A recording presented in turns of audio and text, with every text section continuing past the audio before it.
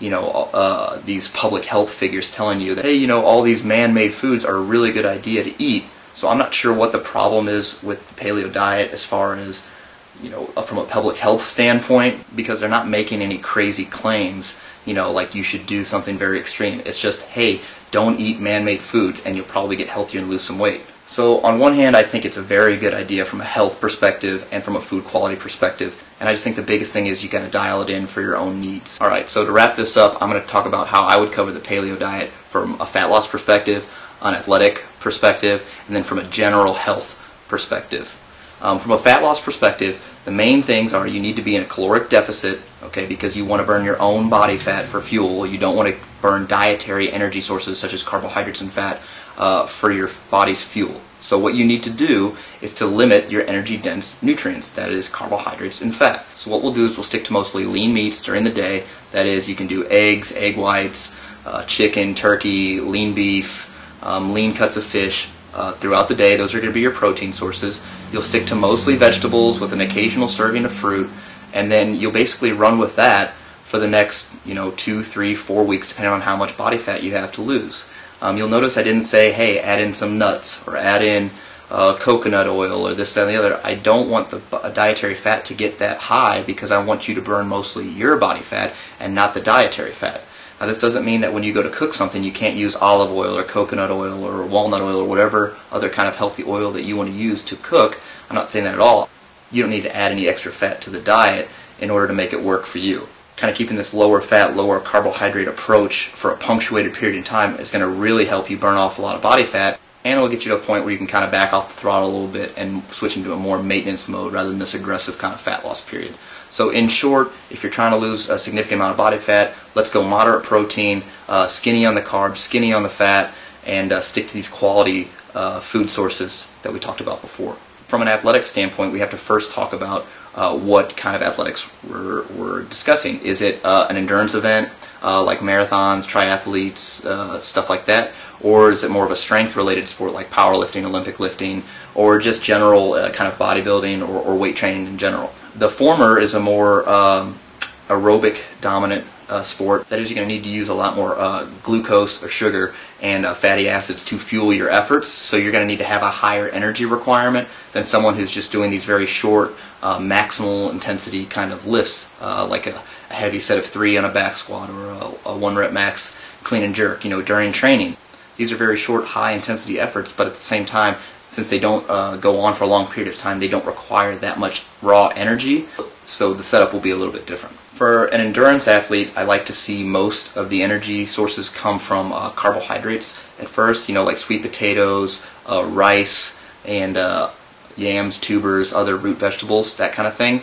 And then slowly the athlete can start to kind of play around with the mixture between carbohydrates and fat. That is, take a little bit of the carbs away, bump up the fat a little bit, and see how you run. So good sources of fat would include obviously the olive oil, coconut oil, walnut oil, stuff like that. Some nuts, especially if you're going to soak them first to remove some of the phytic acid load.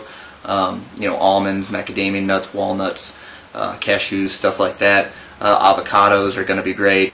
And so basically what we'll do is we'll just play with this energy balance and see which one works best for you. Some people prefer to have really high levels of dietary fat and low levels of carbohydrates, and some people are the exact opposite. It's very individualized to how your machinery works, and so the only way you can figure out what works for you is to kind of play with these variables, give it a test run, and then you've just done an experiment. This is how you're going to optimize your performance based on your nutrition. For a more strength-oriented athlete, generally I'd like to see a more moderate carb approach and moderate fat. So the protein levels are probably going to go up a little bit since we need more of these raw building blocks to build the skeletal muscle tissue and to replenish after a hard workout. And then carbohydrates don't need to be that high since the sport or series of training isn't very glycolytically demanding. That is, it's not a 400-meter race on a track or a 500-meter sprint on a rower. These are much shorter, much more punctuated, higher intensity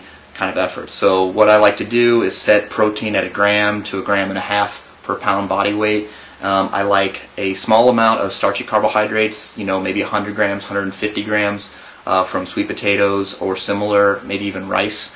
if they like that and it doesn't bother them. I like that to be right around the workout time, maybe 50 or 75 grams before and 50 or 75 grams after that, and those 2 meals kind of surrounding the workout, and then everything else outside of that is mostly vegetables with an occasional serving of fruit.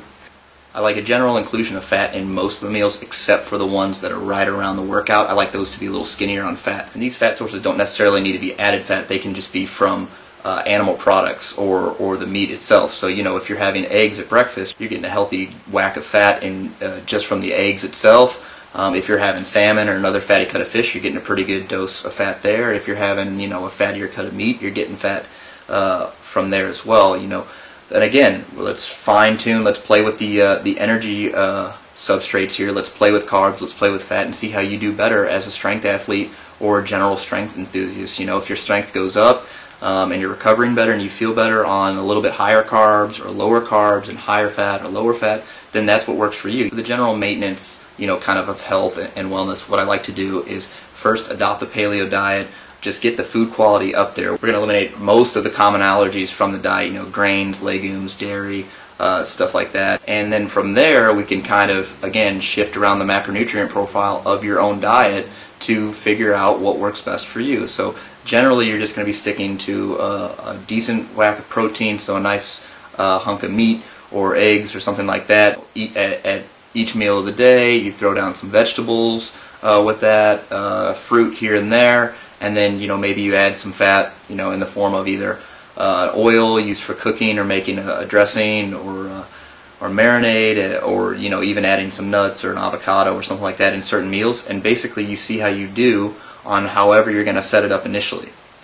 Again, if you never kind of stick with anything long enough, you won't see how it affects you in the short term, and then you can't really adjust from anywhere. So if you're constantly chasing this moving target, you'll never really get the input to figure out how you're going to modify your diet to best suit your needs. So to wrap this up, I think the paleo diet is a fantastic approach from a quality of food perspective. I think people need to take more ownership of the quantity that they're taking in. You know, everybody is getting away from like the weighing, the measuring, and how to, you know, kind of fine tune their own diet for themselves. And, you know, you just have to grow up and take responsibility for your own nutrition plan and get the data from setting up your own macronutrient profile. You know, X amount of protein, X amount of carbohydrates, X amount of fat, and then you can slowly start to shift that over time and shift your activity level and see how you do. This isn't rocket science. There's nothing crazy new that's coming out, groundbreaking research on how to lose weight. This is how it's been done for years and years and years. All it's going to take is compliance, commitment, and, you know, I think the paleo diet is a fantastic approach to getting the quality of nutrients that we need, especially on a micronutrient level, you know, vitamins and minerals and stuff. So I hope you guys like me sharing my thoughts on the paleo diet. If you have any specific questions for me, you can send them to me at coach@dfmfit.com, or you can find me on Twitter at dfitnesscoach. Thanks for watching.